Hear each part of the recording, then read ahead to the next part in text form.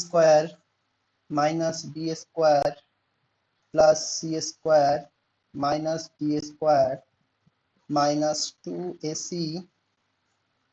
Minus 2ac minus BD. তো এখান থেকে তুমি যদি মনে করো যে A square minus B square সমান A plus B into A minus B করবো, আর C square minus D square সমান C plus D into C minus D করবো, তাহলে কিন্তু এখানেই অঙ্ক শেষ হয়ে যাবে, আর কিছুই করতে পারবে না। এটা কিন্তু এখানে একটা ভুল হওয়ার কিন্তু সম্ভাবনা থাকে, এইভাবে কিন্তু করা যাবে না। হ্যাঁ, কিভাবে করতে হবে দেখে নাও। তাহলে আমার প্রথম কাজ হচ্ছে এই চারটে পদ যা আছে থাক, কোনো সমস্যা নেই।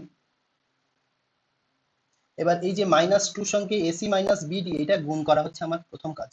তাহলে লিখতে হবে মাইনাস 2ac আর মাইনাস মাইনাসে প্লাস। দেখো এই মাইনাসের সঙ্গে এই মাইনাসটা যদি গুণ করে দিই তাহলে মাইনাস মাইনাসে হয়ে যাবে প্লাস, আর এই বিডি বিডি লিখতে হবে। তাহলে আমরা কি লিখবো, প্লাস 2bd। ফার্স্ট লাইনটা বুঝতে পারলে? এবার এই যে মাইনাস 2ac এইটা দেখে তোমার কিন্তু বুঝতে হবে যে কোন সূত্রে পড়বে। তাহলে মাইনাস 2ac যেহেতু আছে, আমরা এমন ভাবে লিখবো যেন একটা সূত্রে পড়ে যায়। তাহলে এখানে আমরা লিখবো a square minus 2ac plus C square.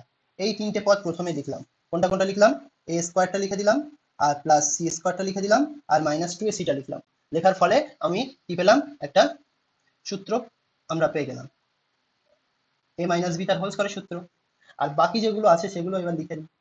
বাকি আছে কি, minus B square minus D square plus 2bd, যেটা আছে সেটা লিখলাম।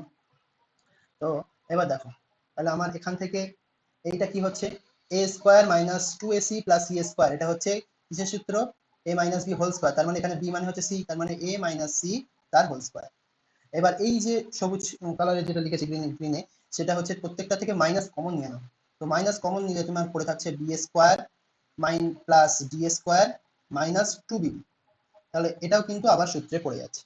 তাহলে আমার কি হচ্ছে, এটা তো যেমন আছে থাকলো, এ মাইনাস সি তার হোল স্কোয়ার মাইনাস এই B square plus D square minus 2bd। এটা কিসের সূত্র বলো দেখি?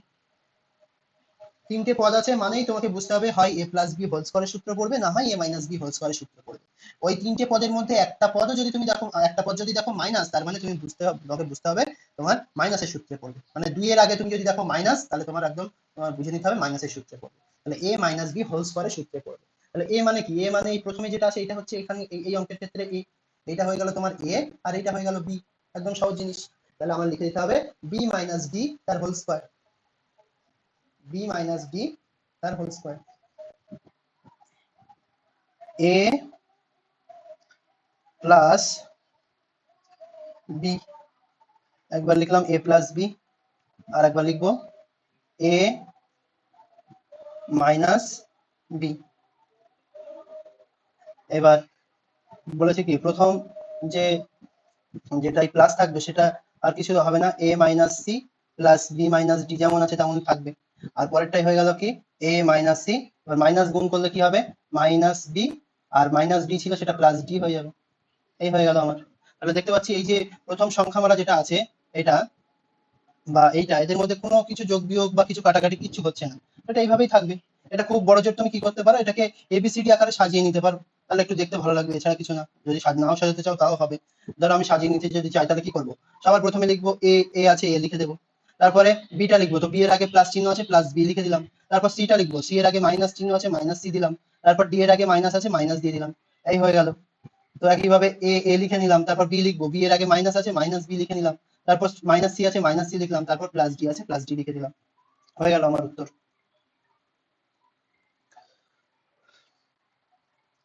এখন বুঝতে পারলে কি?